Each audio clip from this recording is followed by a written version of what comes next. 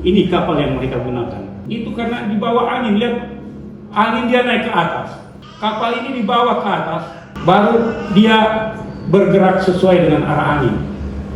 Angin timur laut. Tadi dia melawan, jadi kuasa Tuhan itu segala-galanya. Dia bisa melawan awan, dia bisa berbalik. Yesus, engkau nakodaku. Aku bukan jurumudi.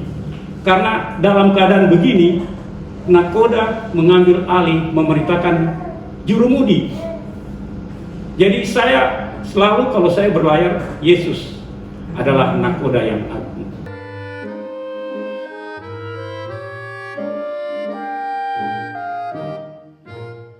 Bapak Ibu yang kekasih di dalam Tuhan kita Yesus Kristus, ini adalah perjalanan pelayaran Paulus.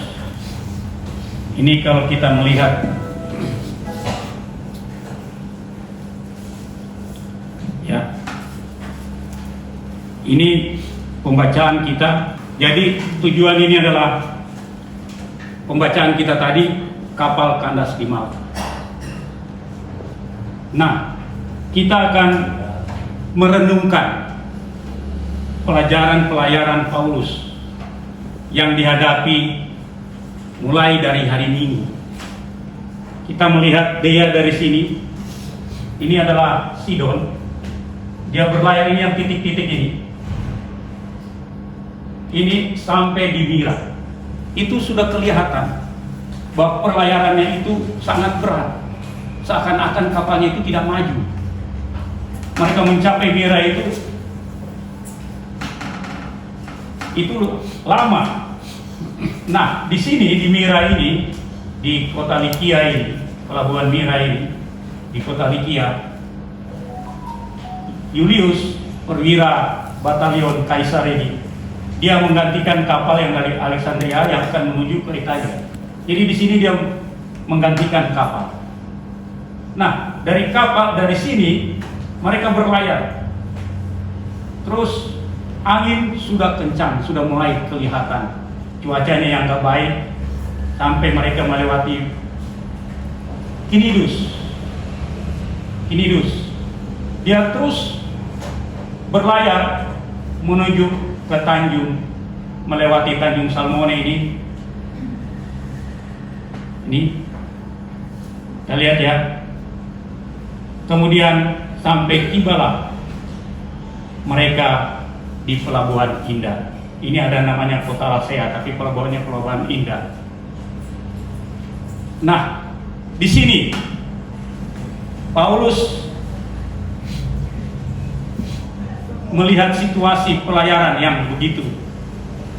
Karena badai, Paulus katakan memberi nasihat, sebaiknya kita tidak usah berlayar menuju ke Malta ini, tapi mereka mau menuju ke Phoenix.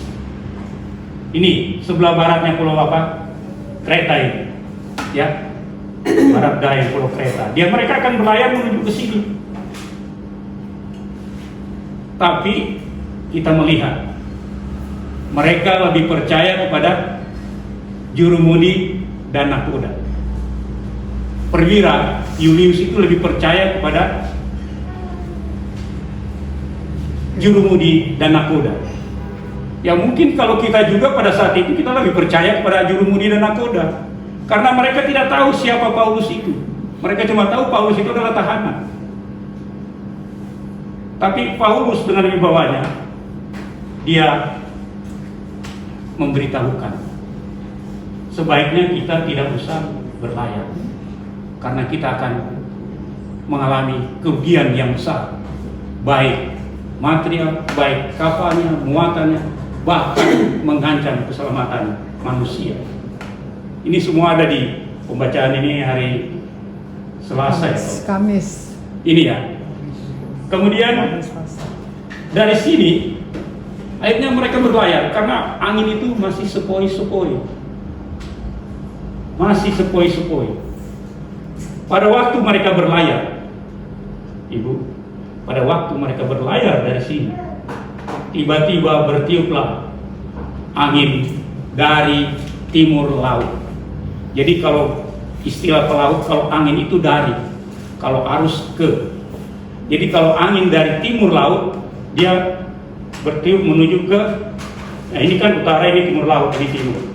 Dia menuju ke barat daya. Dia menuju ke barat daya. Jadi kapal, padahal mereka rencana menyusur pantai ini, tapi tiba-tiba datang angin timur laut. Itu adalah angin badai yang dahsyat, sehingga namanya kalau nggak salah itu aerografiro, ya itu nama istilah aslinya itu. Jadi akhirnya kapalnya menjauh dari pantai. Mereka langsung terpukul melihat ini ada Pulau Kaudia namanya.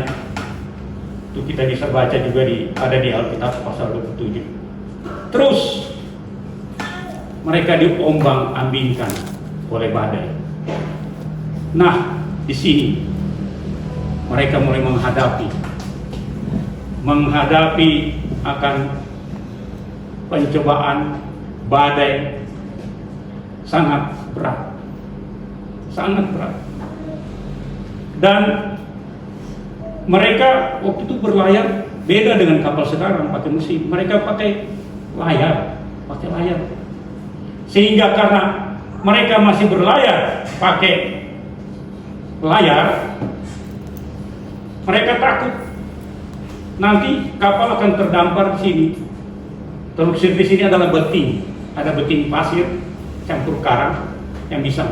Akhirnya, polisinya turunkan saja layar, biarkan kapal diombang-ambingkan. Ada di pembacaan kita yang sebelumnya. Jadi itu Pak. Jadi di sini mereka menghadapi begitu berat pergumulan, tantangan, ombak dan gelombang. Jadi kalau Bapak melihat, saya harus tunjukkan ini ya. Ini kapal yang mereka gunakan. Ini kapal yang mereka gunakan. Itu mereka berlabuh jangkar, sudah mau sampai di Malta tadi. Ini kapal yang mereka gunakan. Akhirnya mereka, kalau kita lihat di sini,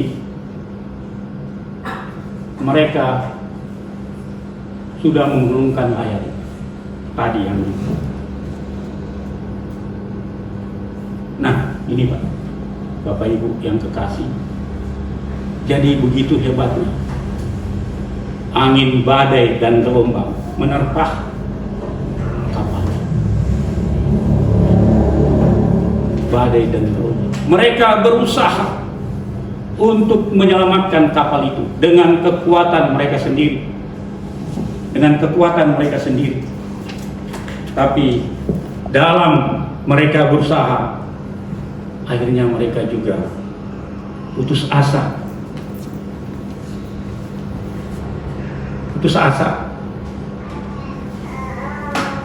Karena badai dan gelombang. Itu kalau ini kan cuma di ini ya. Tapi kalau saya mau tunjukkan kapal sekarang yang mengalami badai. Ini. Ini kapal besar. Ini saya tunjukkan ini, bahwa benar-benar badai yang dihadapi kapalnya Paulus. Ini lihat. Ini kapal ini kapal besar Pak. Panjangnya 241 meter. Lebarnya 40 meter. Tapi melawan alam. Jadi badai dan gelombang, sebab itu kan adalah badai dan gelombang menerpa kapalku. Yesus, engkau nakodaku. Aku bukan jurumudi. Karena dalam keadaan begini, nakoda mengambil alih memerintahkan jurumudi. Jadi saya selalu kalau saya berlayar, Yesus adalah nakoda yang agung. Dia perintah kalau nakoda bilang kanan 10, jurumudi harus ikut. Benar atau tidak dia harus ikut, dan dia harus mengulangi perintah. Kanan 10 jurumudi, kanan 10, berarti dia sudah menerima perintah. Tapi dia lakukan apa tidak setelah jarum menunjukkan ke arah 10 derajat. Baru dia bilang kemudi kanan 10.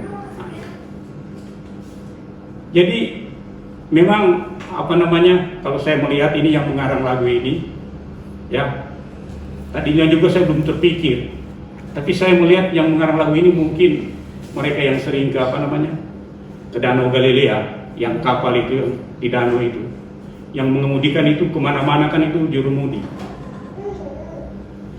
Nah kalau di laut adalah nakoda. Sebab itu saya selalu, kalau saya ditempatkan di kapal, saya selalu bersyukur. Saya bilang Yesus adalah nakodaku yang agung. Nah, itu.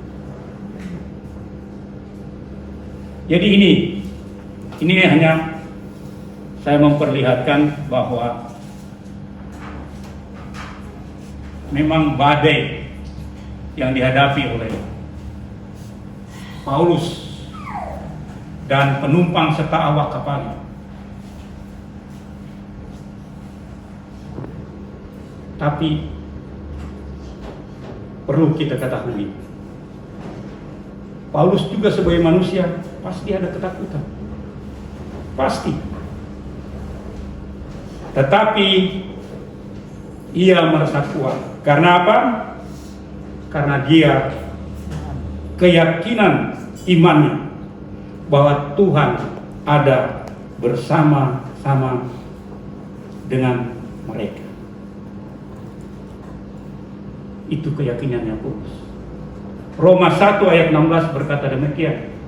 Sebab aku mempunyai keyakinan yang kokoh, ya, terhadap Injil. Karena Injil adalah kekuatan Allah yang menyelamatkan semua orang yang percaya. Ya, pertama-tama orang Yahudi, tetapi juga orang Yunani. Sebab di dalamnya nyata kebenaran Allah yang bertolak dari iman dan memimpin kepada iman, seperti ada tertulis, orang benar akan hidup oleh iman. Jadi Paulus dia menjadi kuat, menjadi berani karena imannya kepada Tuhan. Jadi bagaimana Paulus menjadi kuat karena iman? Sebab itu kita sudah ingat itu kita pasti sudah hafal semua. Sebab aku, Filipi 1 ayat 21, sebab aku mempunyai keyakinan betul. Sebab bagiku hidup adalah Kristus dan mati adalah keuntungan. Hidup bagiku. Tapi Paulus bilang, tapi kalau aku mau hidup, aku harus bekerja untuk menghasilkan buah. Tetapi dia bilang kalau aku mati itu lebih baik. Itu lebih baik karena dia akan hidup bersama dengan Kristus. Tetapi dia sambung lagi kepada, sebab itu aku baik dari tetap hidup bersama-sama dengan di dunia ini supaya aku boleh berbuah, menjadi berkat, memberitakan kebenaran firman Tuhan. Itu imannya Paulus. Karena bagaimana kalau dia ditangkap oleh Yesus pada saat dia menuju ke Damsyik. Kalau kita baca di Kisah pasal 9, sebelum masuk kota Damsyik, dia padahal sudah bergebu-gebu, berbutuh semangat karena dia mendapat surat kuasa daripada imam-imam kepala waktu itu untuk membunuh orang percaya. Mereka untuk membunuh, tapi itu yang menangkap, menyiksa, dan akhirnya mereka akan membunuh. Kita lihat Paulus. Tetapi setelah dia menerima Kristus, berubah. Apa yang dia percayakan, Bapak Ibu, dia bilang itu semua sama. Dia hanya percaya kepada Injil. Sebab itu Roma 1 ayat 16 itu dia ikut. Karena aku mempunyai keyakinan yang kokoh di dalam Injil. Karena Injil adalah kekuatan Allah yang menyelamatkan semua orang yang percaya. Semua kita juga. Nah, ini saya masih menceritakan bagaimana perjalanan Paulus. Paulus memberikan penghiburan, memberikan kekuatan pada penumpang awak kapal. Paulus hadir sebagai anak Tuhan yang bersaksi tentang kuasa Tuhan. Tadi keluarga yang menyanyi, kami memuji kebesaran-Mu, ajaib Tuhan, ajaib Tuhan. Nah, setelah mereka sudah menurunkan layar, mereka biarkan kapal ini terombang-ambing. Padahal kalau menurut perhitungan manusia, menurut arah angin, pasti akan dibawa karena angin dari timur laut, dia akan bawa ke barat daya di sini, di pantai selatan, dari pulau selatan dari Italia ini, di Libya. Tetapi Bapak Ibu, kenapa kok Tuhan membawa dia ke sini? Karena Tuhan itu adalah penguasa semesta alam. Dia pencipta. Nah, ini yang Paulus yakini. Dalam keadaan mereka sudah berusaha untuk menyelamatkan kapal, akhirnya mereka putus harapan. Mereka putus harapan karena angin badai belum reda menerpa kapal. Mereka mulai membuang muatan dan peralatan kapal. Dalam pelajaran saya, kalau kita mempunyai suatu keputusan apabila kapal emergensi mau tenggelam, kita harus membuang muatan. Itu namanya jettison cargo. Jadi untuk supaya daya apungnya lebih tinggi, daya apungnya lebih besar. Jadi kita membuang itu untuk supaya kapal jangan seperti yang tadi itu air masuk. Itu untuk membuat kapal itu daya apungnya tinggi, dia masih terapung. Nah, itu. Dan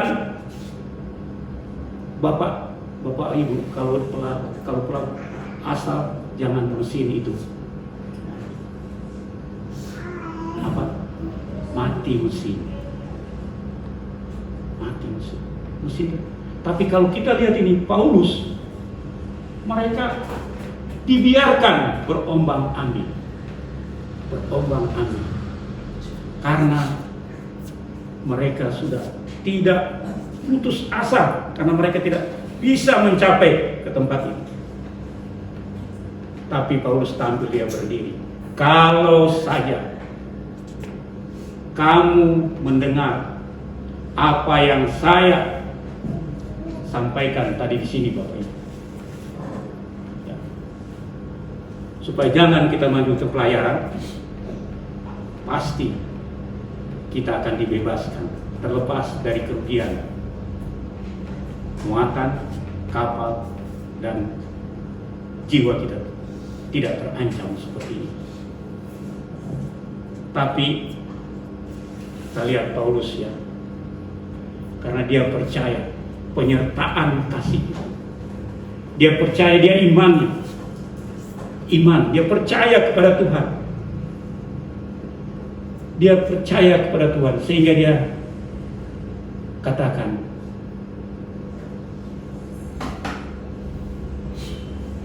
karena angin masih menerpa kapal itu, ya, badai yang dahsyat, walaupun mereka menjadi putus asa.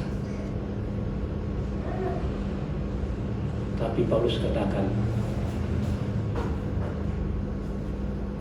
karena dia semalam, kalau dipelajari ini ya, malaikat Tuhan.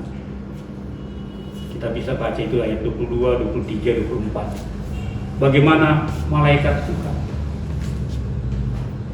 malaikat Allah yang berbicara kepada dia bahwa kapal kamu akan selamat. Kalau lebih jelas saya baca di sini ya.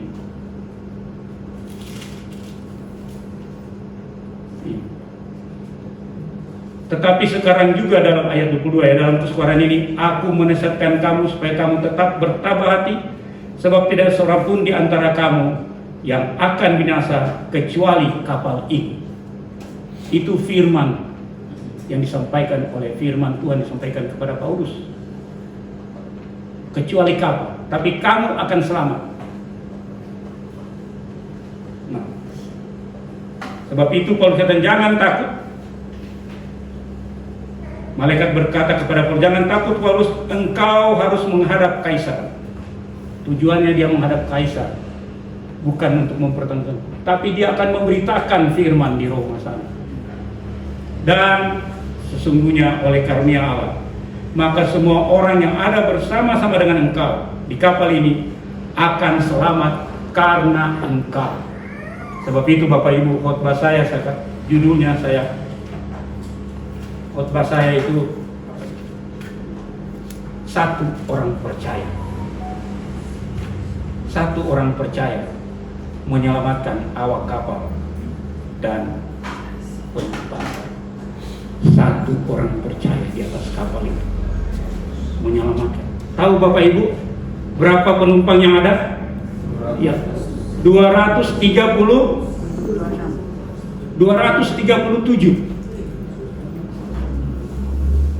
kapal yang segitu kecil. 237. Jadi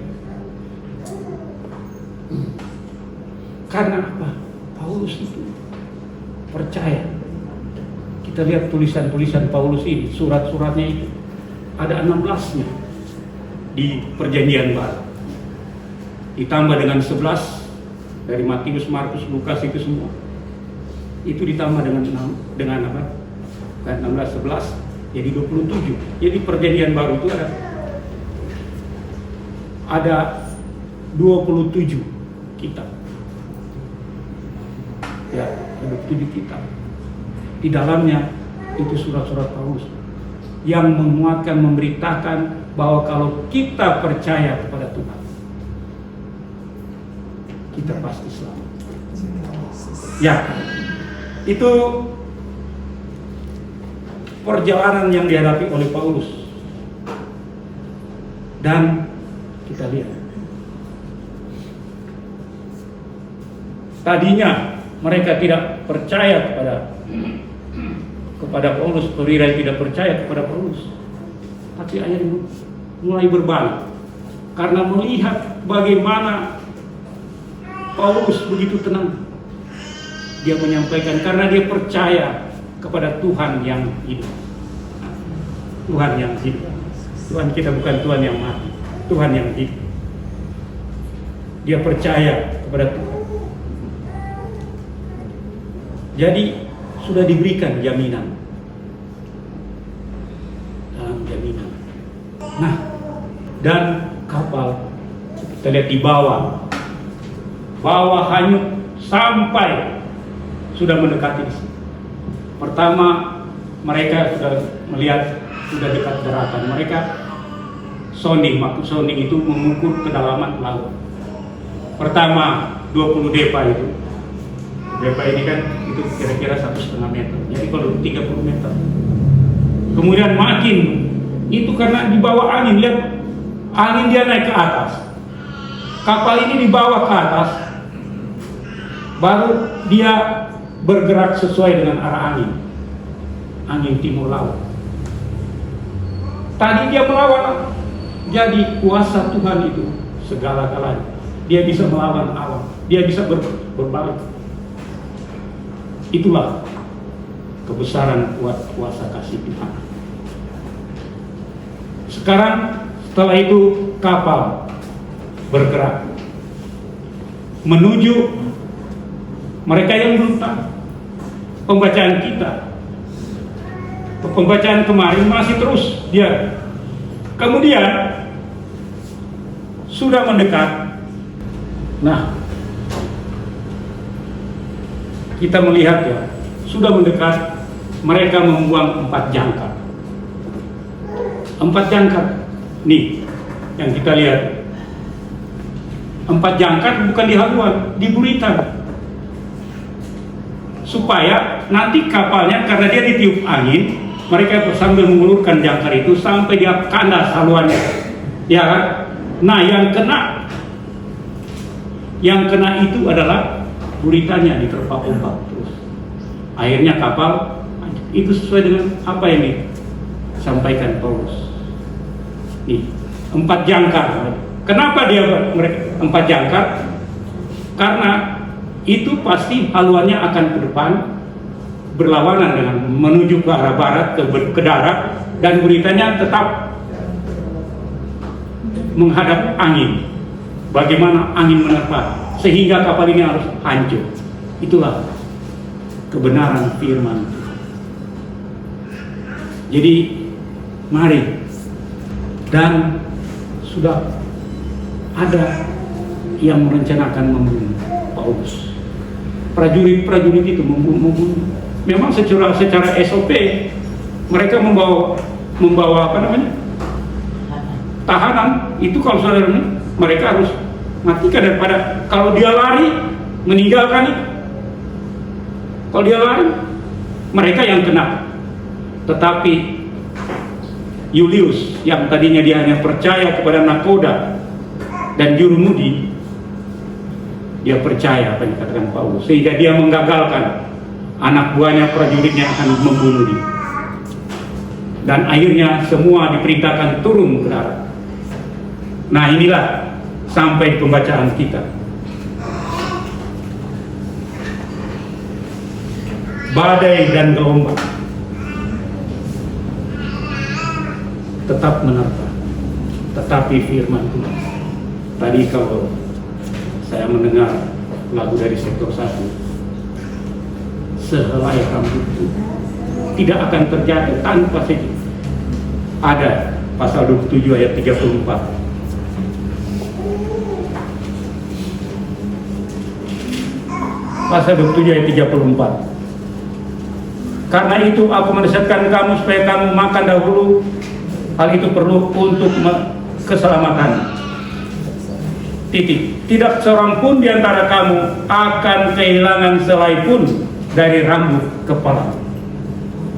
Tuhan selalu menolongku, selalu menjagaku, sehelai di rambutku tak akan terjatuh tanpa seizinku. Tuhan selalu menolongku, selalu menjagaku. Dia mengenyangkanku dan peliharaku seumur hidupku. Jadi pada saat itu Paulus suruh makan dulu sama mereka. Mereka jadi kuat. Tuhan mengenyangkan. Tuhan selalu menolong. Nah, apa yang ini sudah kapal sudah kandas, yang pembacaan yang malam. Saya memang ngajak untuk membawa ke pembacaan malam karena di situ ada satu mukjizat. Orang yang percaya dan dia bagaimana Tuhan melindungi Paulus. Ular yang sangat berbisa. Jadi kalau menurut orang di situ, menurut mereka, kalau digigit Itu langsung.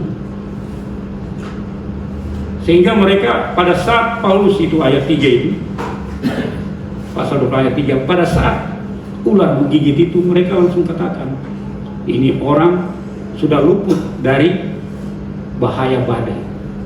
Mungkin dia ini seorang pembunuh, tetapi sekarang dia akan mati karena digigit oleh ular. Tapi pembacaan kita keempat, 5 sampai 6 itu tidak mati. Mereka lihat-lihat, kenapa Paulus ini cuma biasa-biasa saja, biasa-biasa saja, tidak mati. Mereka menganggap dia seorang dewa. Padahal kalau kita baca selanjutnya, Paulus sempat menginjil di pulau Malta itu. Paulus sempat menginjil, dia menyembuhkan orang sakit. Jadi kita melihat di sini apa pelajaran bagi kita, bagi keluarga. Tantangan, pencobaan, badai boleh ada di dalam kehidupan, tapi firman Tuhan adalah amin dan ya. Karena Ibrani pasal 4 ayat 12 berkata, sebab firman Allah itu hidup dan kuat. Firman Allah itu hidup dan kuat. Dia lebih tajam dari pedang bermata 2 mana? Lebih tajam daripada pedang bermata 2 mana? Akan menusuk amat dalam sampai memisahkan jiwa dan roh, sendi-sendi dan sumber-sumber. Dan dia dapat membedakan pertimbangan pikiran hati kita. Itu firman Tuhan. Jadi mari, saya mau mengajak PKLU di masa tua. Kenapa sih kita datang ke sini untuk beribadah? Kita datang ke sini untuk apa?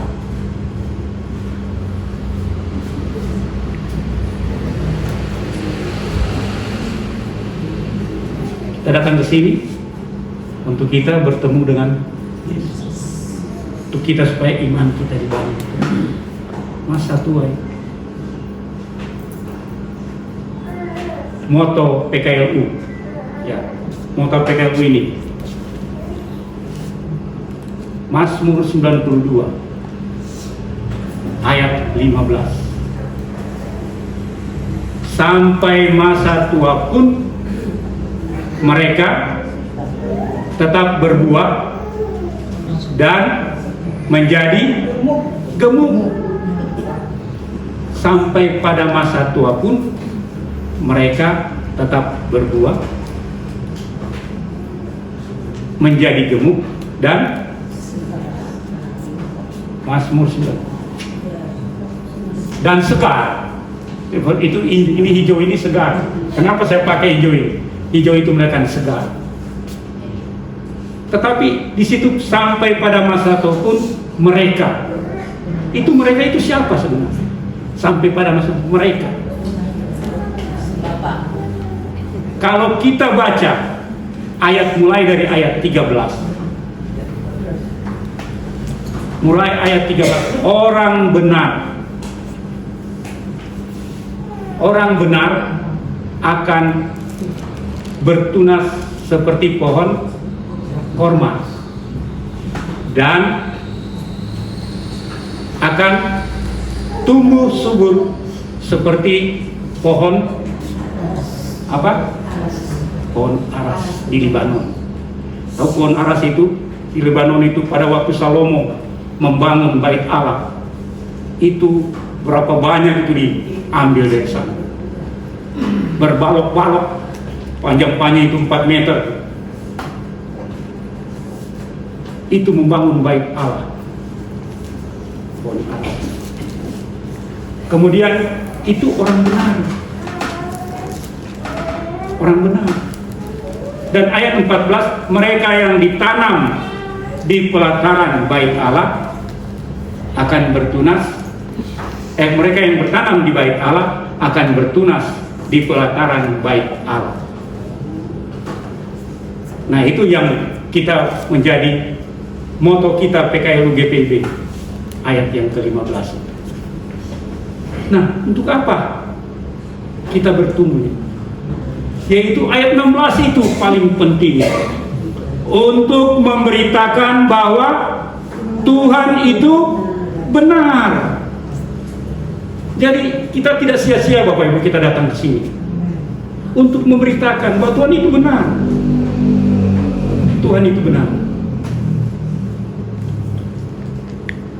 Tuhan itu benar. Dan di dalamnya, padanya tidak ada kecurangan. Jadi mari PKLU, apa tantangan, apa pergumulan yang kita hadapi saat ini? Apa anak-anak cucu kita? Kalau kita masih ada, belum kita datang, kita belum, masih kita mendidik anak-anak benar, kita hanya biarkan dia, kita nggak tahu. Saat ini masih ada kesempatan, karena sampai masa tua pun mereka tetap berbuah. Nah, untuk kita menjadi buah itu, kalau sebab itu saya mau saya sih sesuai dengan perenungan saya, bahwa PKLU itu ceria, bahagia, menjadi berkat dan membawa berkat. Ini masa tua kita. Kita berdoa, minta ampun sama Tuhan. Kita minta ampun sama Tuhan. Tuhan itu Maha Pengasih dan Penyayang. Penjahat aja di sebelah kanan. Ya, nggak tahu. Sorry, bukan di sebelah kanan. Taunya penjahat. Salah satu penjahat yang disalibkan bersama-sama dengan Yesus. Kalau penjahat yang satu, dia malah tidak percaya pada Yesus. Tapi penjahat yang satu, dia bilang dia bukan orang jahat. Dia katakan kepada Yesus, dia tidak berbuat salah, tapi dia kata, ingatlah aku kalau Yesus sudah sampai di. Tetapi apa dia katakan? Bukan nanti dari Yesus di surga, saat ini juga aku berkata kepadamu, engkau akan bersama-sama dengan aku di Firdaus. Terpujilah Kristus. Amin.